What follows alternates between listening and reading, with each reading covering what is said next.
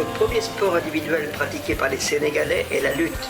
Mais cela n'est rien en comparaison avec le football qui catalyse les folies des supporters de la Teranga.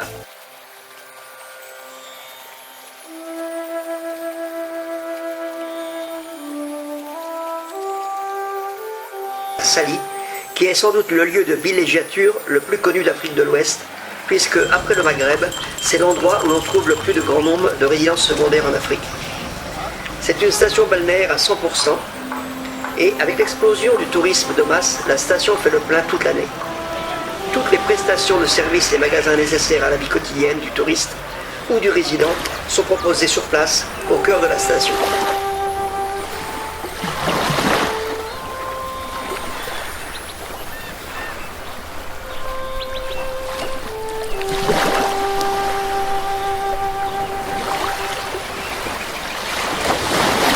On les vend ici. Vous les vendez directement aux touristes? Ah Oui, non. des touristes et des restaurants. Les restaurants, c'est... Oui. Ouais. Ah d'accord. Parce que des fois on a des crevettes, des calamars. Ah oui? Oui. Ah ouais. Et des sols. Ah c'est bien. Des capitaines aussi.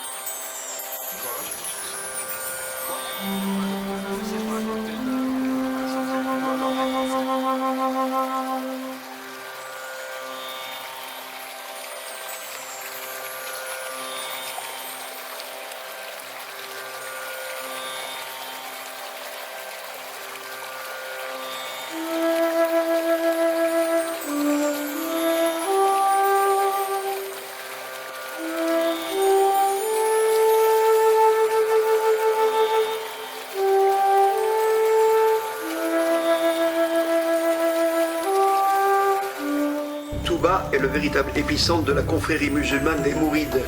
Touba fut fondée en 1887 par le cheikh Amadou Bamba, qui édifia cette ville aidé de ses disciples.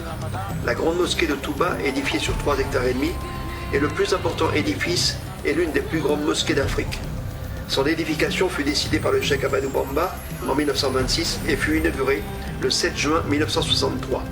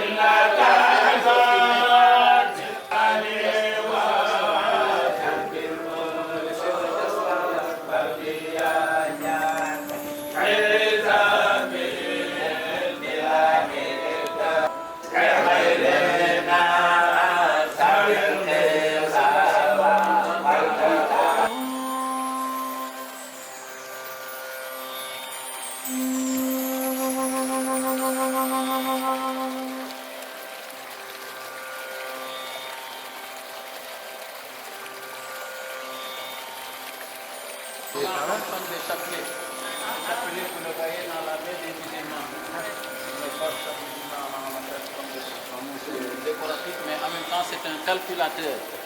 Parce qu'après la prière dirigée par l'imam, il peut faire sa prière personnelle ici ou bien chez soi avant de sortir de sa maison pour demander la paix, la chance, la santé, la prospérité. Il y a 99 noms de Dieu et chaque nom représente une prière. Non, si on veut la paix le matin, on répète Ya Salam. Ya Salam, ça veut dire donateur de la paix.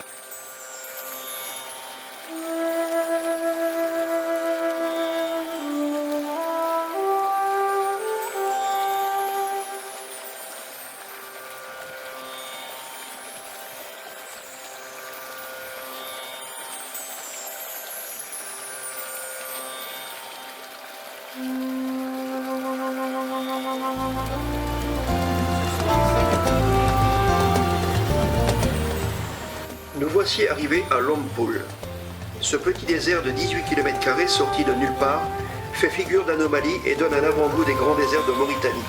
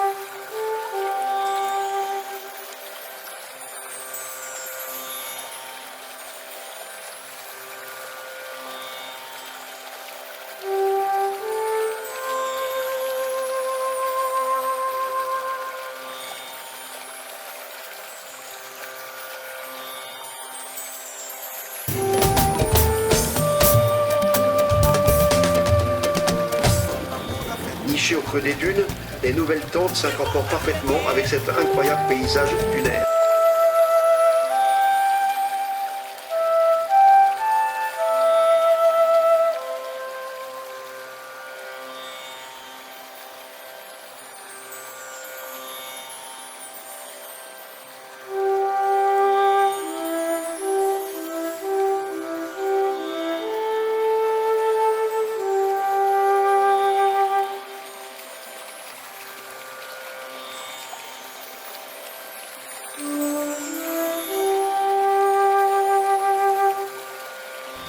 Le soir, contempler la beauté des étoiles autour d'un apéro est une chose qui vaut le détour.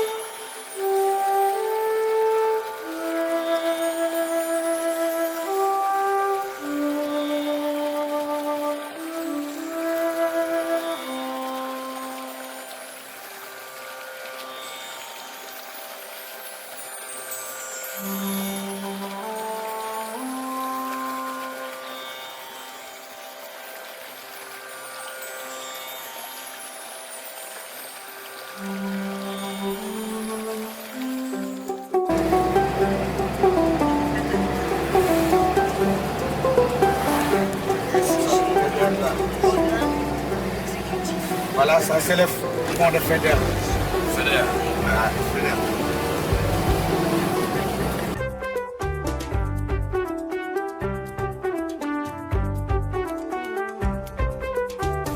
Et je me présente, mon nom c'est Aliou. Aliou. Oui, ici on a Michel, là on a Jean-Claude. Bon, comme ça on va essayer de faire une balade sur l'île de Saint-Louis. Et Saint-Louis était la première capitale de toute l'Afrique occidentale française. Une capitale qui est divisée en 3 parties. Là nous sommes l'île. De l'autre côté vous avez le continent. Après on ira sur la langue de Barbarie. Ok. Oui. Comme ça on l'appelle la grande mosquée. Et c'est pas la plus grande, ni la plus jolie, mais c'est la plus ancienne. Le plus appel du musée. En même temps nous on fait 5 prières par jour. Et il y a des heures de prière, ça coïncide avec l'heure de la sieste ou bien l'heure de dormir. Donc au lieu de faire l'appel du muezzin avec les haut-parleurs, on sonnait la cloche 3 fois, ding, ding. Les fidèles savent que c'est l'heure de la prière. Donc l'île de Saint-Louis même est divisée en 2 parties. La partie nord qu'on est en train de visiter, qui était à l'époque la partie musulmane et commerciale. Si vous...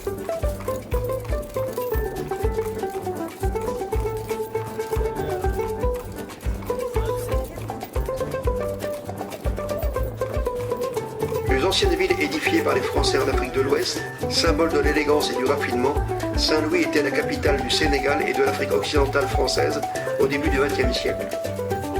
Comme on le constate lors de notre visite en calèche, de l'époque coloniale, il subsiste dans la ville de superbes bâtisses à moitié en ruine, des balcons de fer forgé et des façades au ton chaud plus ou moins ravalées. Néanmoins, elle tient à conserver la plupart des anciens bâtiments et monuments, dont le pont Faidherbe qui date de 1865. Contrairement à Dakar, résolument tourné vers l'international, Saint-Louis tient à incarner ce trait d'union essentiel entre tradition et modernité. Là, c'est le retour de la pêche. Ils étaient partis hier soir vers 17h. Ils vont pêcher toute la nuit et revenir sur les petits bureaux comme ça où ils sont partis. Et si c'est les grands, ils ont environ 25-30. Nous sommes ici à Guet-Etnar, le quartier des pêcheurs de Saint-Louis. Sur les 250 000 habitants de Saint-Louis, on estime qu'ici vivent 200 000 personnes et qui vivent plus ou moins directement de la pêche. Près de 3 000 pirogues sont stationnées sur ce point de la langue de Barbarie et permettent de faire transiter 30 000 tonnes de poissons chaque année. Le quartier de Guet-Etnar est très peuplé et très vivant, et une telle concentration nécessite de la part des habitants de développer des qualités associatives et collectives hors du commun. L'ensemble urbain, assez anarchique, est composé d'un nombre incalculable de baraques et de petites maisons bordant une des 2 avenues ou bien des ruelles perpendiculaires non goudronnées. Ici, presque personne ne possède de titre foncier, car tout un chacun est convaincu d'être le propriétaire de son terrain, puisqu'il est déjà le bien des ancêtres. Ceci n'est pas un fait nouveau puisque, après l'indépendance de 1960, l'administration coloniale considérait que le quartier entier était un territoire coutumier. Un peu partout, le bétail vit en semi-liberté, zigzagant entre les voitures, les transports en commun, les calèches et les piétons. Ici, le quotidien est rythmé par l'unique ressource, le poisson, mais également par l'appel du muezzin, des mosquées réparties dans ce quartier car la population de Guet-Etnar est à 100% musulmane. Pour le visiteur de passage à Saint-Louis, la visite en calèche est incontournable pour qui veut vivre l'Afrique authentique et colorée.